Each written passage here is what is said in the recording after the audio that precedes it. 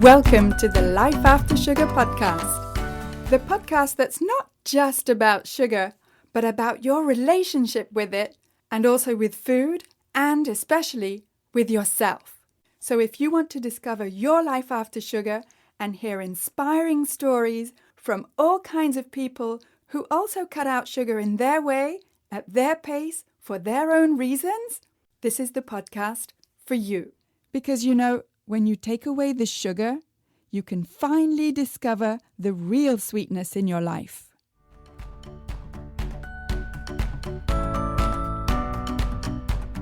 I'm your host, Netta Gorman, and in this week's episode, I'm talking with Dr. Bob Rakowski, who's a functional medicine practitioner with over 3 decades of experience.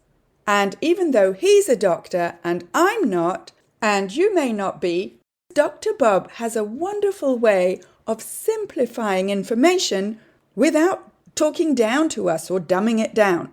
And guess what we talked about? Yes, sugar, but not just sugar. The effects of sugar and the effects of processed foods. We'll get to our chat in just a minute. But first, I just wanted to tell you that if you're looking for some free resources, then I have plenty for you. First, download my 5 tips to get rid of cravings. And those 5 tips may not be what you think they are. So go to aftersugarclub.com and download your 5 tips today. Come check out the Life After Sugar Facebook page and subscribe to the Life After Sugar YouTube channel, as well as my Instagram account at MyLifeAfterSugar, which is where you'll get all kinds of inspiration so that you can see that it's perfectly possible to live a happy and active life, even if you don't eat sugar. You can also check out my TikTok account at Netta_lifeaftersugar. All right, here's my chat with Dr. Bob. So today I'm talking with Dr. Bob Rakowski. And Bob, can you tell us a little bit about your background growing up in America with food and sugar? Oh boy. Well, when we start out earlier, I was born in the 1960s and food hadn't been yet hijacked, but by the 70s it was. And if people are catching some of the latest and greatest news, they know that, big tobacco essentially took over big food and made food highly addictive through sugar and other substances. And you know what? I ate plenty of those foods and I was a sugar addict as a teen. I lived on milkshakes, cheeseburgers, French fries, Mountain Dew. And, when you're a teen, you can get away with that, especially when you're involved in multiple sports. But by the time I graduated high school, I realized, I've got more body fat than I want. I don't have the energy that I want. I don't have the focus that I want. I wonder if it's what I'm eating. What an interesting epiphany for an 18-year-old kid to get. But I said, you know what? For 1 week, I'm going to eat healthy. And to me, eating healthy was just lean meats, fruits, vegetables, things like that. So it was sugar-free. It wasn't processed. And it made such a difference that here we are 42 years later, and I'm more excited about promoting health and healthy eating than ever before. Wow. Yeah, that is really young to have that epiphany. Most of us only get there in our 40s, 50s and beyond. Well, fortunately, I was physically active and realized my body isn't performing like it used to. It doesn't even look and feel like it used to. What could be the answer? And, for whatever reason, I was led to think about food, and it was a great experiment and a great result. Oh, so how did you actually make that switch from the so-called standard American diet to healthier eating? It was just one decision. Now, did I have to alter everything? Yeah. I was used to the things that were processed. I was used to the fast foods, but I think it's a worthy experiment for most people to try. If you went sugar-free for a week, better yet, unprocessed for a week, keto for a week, paleo for a week, rainbow for a week, every color of the rainbow in your food choices, most people feel the difference in that period of time, enough so that they say, okay, what I eat matters. But for me, it was just a decision. I don't like where I'm at. Let's try this. Oh, that worked really well. I'm going to keep doing that. And have you kept doing that since you were 18? Yeah. Wow. So, So it's interesting. My first degree is electrical engineering. I was in engineering school when I made the decision. But after engineering, I switched to chiropractic, kinesiology, acupuncture, clinical nutrition, functional medicine.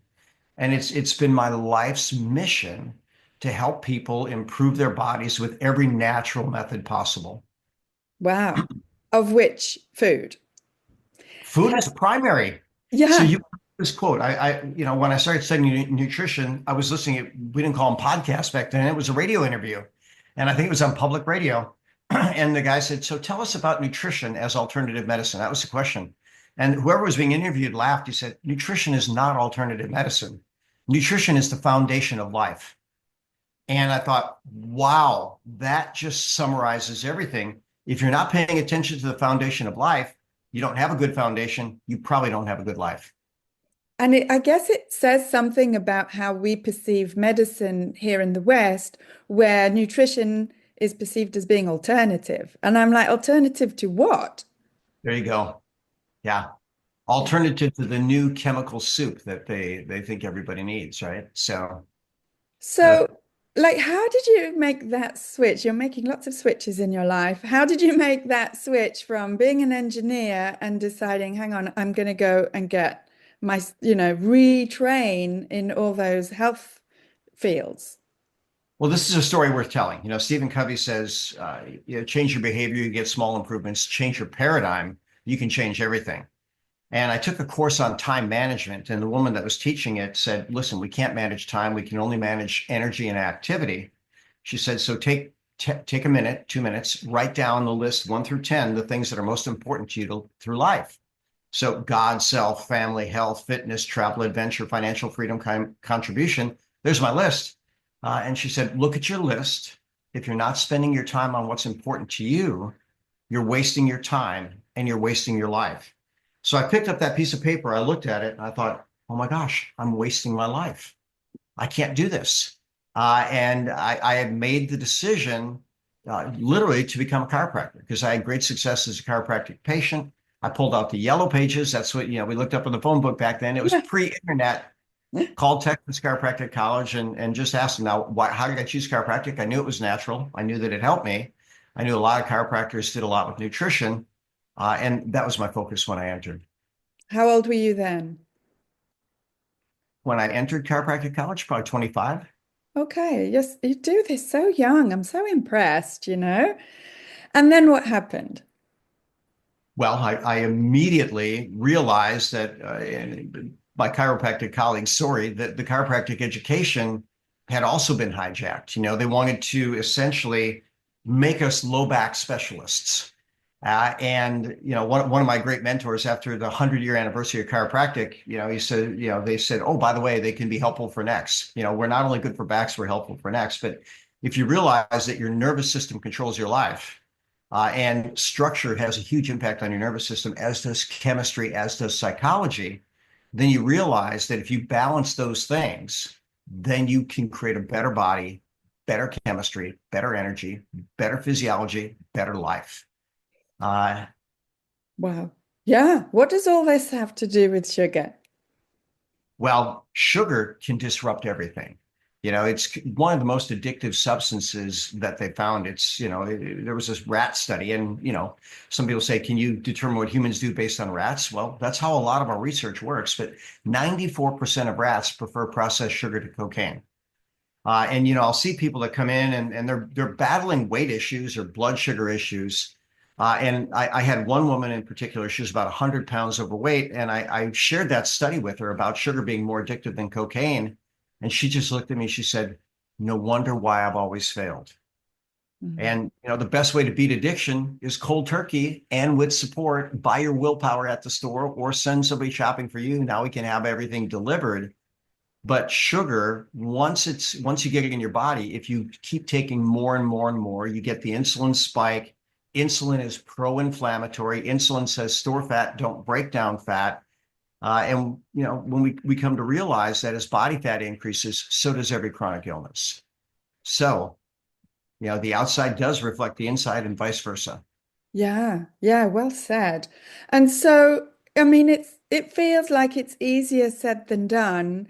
The switch that you talk about that you actually experience. I mean, that's relatively rare from my experience with people I talk to. It's usually not a sort of one and done deal. No. Yeah, how did you do it in comparison to how you've seen other people do it? Like, what made it this switch for you and not a long, long process? Well, for me, I like instant feedback. I think people, if they see that the steps they're taking are leading them where they want to go, they can keep taking it. There's that positive reinforcement. So when I'm in clinical practice, I treat patients. I have them do things where we can expect a quick change. I tell people that bodies respond to frequency, duration, intensity, quality, and timing of stimuli. So, I have a woman, she was 65 years old, probably 100 pounds over fat, taking 8 different drugs, out of control diabetes, progressing towards kidney failure. And one of the best ways to get sugar into any cell of the body is well, I shouldn't say any cell, into muscle cells. If you contract muscles hard, you drive sugar into the cell independent of insulin. And so I had this woman contracting the muscles of her entire body. Now, she probably hadn't done that in a long, long time. But literally, she was able to measure that after a day of good muscle contraction, that she was improving her blood sugar. And within a short period of time, it had normalized. She was able to get off the diabetic meds, in time lost weight, got off of all 8 drugs, and realized in her case, sugar was the spiral down. And by stopping sugar and seeing the benefit, if we can measure changes in insulin, cholesterol, triglycerides, blood sugar, body fat, even focus. There's ways, online ways where you can check your focus. If you have sugar, your focus, if you don't process it well, will immediately suffer. So there's some things that people can feel immediately. I think it's all risk benefit. But when it comes to addiction, I've studied addiction, and the common rule in addiction is that relapse, it happens. So when it happens, what do you do to get out of it? So that's the importance of support groups and things like that. Yeah, yes. And so, how are you involved in the world of addiction and specifically sugar addiction and, supporting people? Well, I've had a couple of podcasts on it in clinical practice. That's fairly, easy to do. We don't, as a medical community, health community, have anywhere near the understanding of human physiology that we think we do.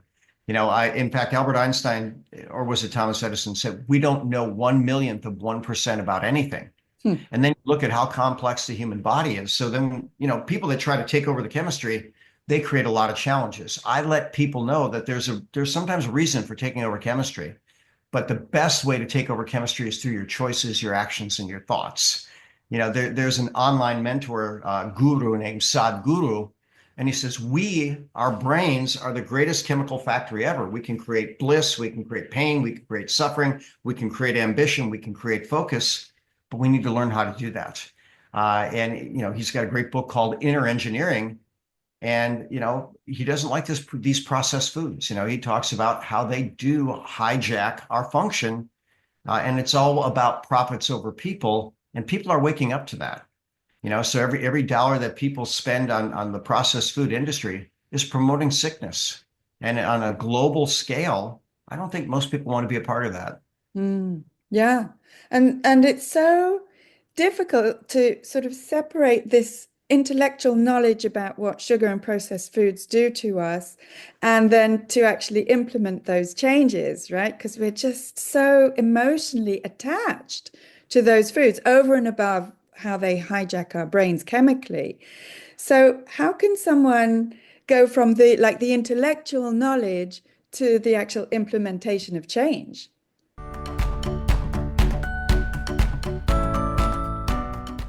I want to take a quick break to say that if this is your first time here, then welcome and thank you for listening to this podcast. And whether you're new or a regular and you haven't yet rated or reviewed this podcast, could I ask you to scroll down and tap on the stars to rate this podcast and also to write a short review to let me know how this podcast is helping you in your life after sugar. I love reading your reviews. And when you rate and review this podcast, not only does it encourage me to continue making new episodes, but It also helps to share this podcast and have more people see it so that we can help more people feel better and lose weight with less sugar. So again, thank you for rating and reviewing this podcast and for spreading the word about sugar.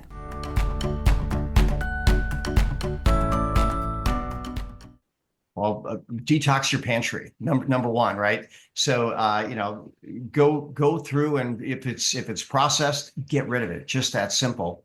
And remember, you want to buy your willpower at the store. Stay on the periphery. The fruits, the vegetables, the produce, the lean meats, the dairy, things like that. By the way, I'm always in favor of organic and as natural as possible. But there are people that are so addicted, and there's such positioning of all these addictive items. If they walk in the store, they say, oh, I want that. And that's what that's what the advertisers want people to do.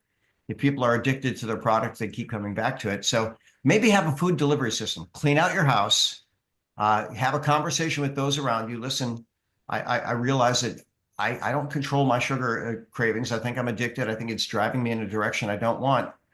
I would love your support. Please don't offer me anything processed. Don't eat it in front of me. If you honor me, I think this is going to lead me where I want to be. Have you had that experience of actually saying that to people? Personally, no, but counseling people that way, we all have different gifts, and one of my gifts is delayed gratification. They did this study called the marshmallow effect years ago, and I come to realize that I can give up what I want at this moment for what I want long term. And if I want a healthy body that works well, and listen, I'm in my 60th year at this point. I don't know how much time God has for me, but I want to enjoy the time that I'm here. So if you're diabetic, you're inflamed, your kidneys, your circulatory system, your eyes, everything suffers, every cell of your body, and even your brain, you start leading towards dementia. It does not lead for a good life. And, I've even seen people in their 70s and 80s turn around diabetes all naturally. So, I haven't had the 90s yet, but, that's not the demographic that I treat. But I have so much belief in the body's healing potential if you do the right things. Take away the things that hurt you, add the things that help you. People can get better. Yeah, yes. And you've had that experience yourself in the sense that you've been living what you teach all your life, right? Well, at least after those teen years. And you know what? There was enough suffering generated by that. If you consider yourself an athlete and all of a sudden your belly's hanging over your waist and you get tired, at the first start of a game, it's like, okay, something's not right here. I shouldn't feel like this at age 18. Mm-hmm. And so, that which hurts instructs. In fact, you go back to ancient wisdom, some suggest that pleasure and pain drive all of our actions. And sugar's instant pleasure, but long-term pain. Cutting it out is instant pain, but long-term pleasure. It's so difficult to make that mindset shift because it goes against what most of us really want, which is to be able to get away with it and not suffer from the foods that we love. Well, we can have our cake and eat it too, but we have to understand how to make that cake, and sugar-free. There's lots of natural things that can be added that are low glycemic index. I'm a big fan of keto, and it's generally lean greens, nuts, and seeds. But my whole family's on board with it. We're blessed to be empty nesters. Our three children all have great spouses. Two of them have wonderful children, and they all prepare the vast majority of their meals keto, sugar-free, many of them grain-free. Just the whole family can begin to realize, wait a minute, there's something different about us. We have better energy, we have better body composition, we have a better outlook on life. We're not taking medications. Maybe it's the choices we make in terms of diet. And it's a big factor. And I'll say one thing, the medical literature, Hippocrates said 2,000 years ago, all disease starts in the gut. Modern medicine now recognizes that's 90 to 95%. And when people eat sugar, they feed bad bugs in their gut. And not only do they get the insulin effect, the blood sugar effect, but a microbiome effect that cascades in a way that makes them sicker. Yeah, yes. And It's almost as if we feel that it's being talked about more and more, but I feel like in general society, when you're not moving in the circles that we move in, you and I, that it's still a message that needs to be repeated. Yeah, the masses have been sold the idea that convenience is good, nutrition doesn't matter, you get all that you need by, just following whatever the government tells you to do. And in fact, in the U.S., we had what's called the USDA food pyramid, U.S. Department of Agriculture food pyramid. And there's a lecturer named Barry Sears. He put a copy of the food pyramid up, and he said, if ever there was a terrorist-like plot designed to destroy the health of the world, this would be it. Mhm. And at the bottom of the pyramid was, 9 to 11 servings a day of processed carbohydrate, gluten grains, and the gluten genetically modified. And, it's hard to imagine that people could be that evil to put profits over people, but the same people that made cigarettes addictive did the same thing with processed foods. What do you think that we as consumers can do to educate ourselves more? Well, I think it's all about an experiment. Emerson said this. He said, life is a series of experiments, the more the better. And if you're going to educate yourself, then you find a way of having understanding what your food does to your body. So now there's little devices that people can measure. I'm wearing a ring that, measures my physiology consistently, but I could put a needle in the back of my arm, a very small needle, and have a continuous blood glucose monitor that connects to this ring. That's called the ultra human ring. So I can see what I eat and how it affects my blood sugar. There's also these breath analyzers where you can blow in and find out, are you burning fat? Are you burning carbohydrate? How's my metabolism working? And then how does food affect it? So if people are going to be able to figure out what things they're doing, they need something to measure that's meaningful, and accurate. Mm. And if people realize, and I'll tell this story, there's a book called The Schwarzbein Principle, and it's by an endocrinologist out of Southern California who specialized in diabetes. And she said that she had her engineering patients, back then they would have to prick their finger and use a glucose monitor. But when they were given their dietary guidelines by the American Diabetic Association, they pricked their finger, measured their blood glucose, and realized they were worse. Wow. So then when they started eating the opposite of what the food pyramid was, they turned the food pyramid upside down, they got better. So she wrote that book. And the Schwarzbein Principle, and so I don't know who her publicist was. People don't buy titles or content; they buy titles. If she said "Eat your way to a sexy body and enjoy every bite," she probably would have sold 1 million copies. But yet, the book is very, very powerful. And if people really see where the government guidelines are leading them versus, what we've been taught over 2,000 years, if God made it, it's okay. If man made it, stay away. Now, if people just do their own experimentation, I think they'll learn. Yeah. But I've often said, if I could teach people one thing, I teach them to listen to their body. Technology makes it easier to listen to our body, but don't we want that sense of how things interact inside our being? Yes, yes. And I think sugar hijacks our ability to listen to our body. They've proven that. Yep. Mm. It takes over the brain chemistry. Yes, yes. Um, how can people get in touch with you? I've got a few websites, but thedrbob.com, thedrbob.com. And then like my Instagram, my Instagram is Dr._Bob_Rakowski.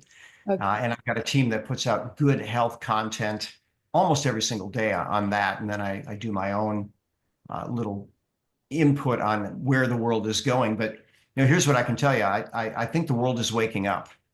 I think enough people have suffered enough that we've hit that tipping point where people are actually looking. And if we seek, we find. If people ask better questions, they get better answers. And thank you for helping people to understand. I personally believe that, actually the Global Nutrition Report says malnutrition is the #1 cause of death on the planet. It's not that we're not getting any food anymore. We're getting food that doesn't have nutritional value.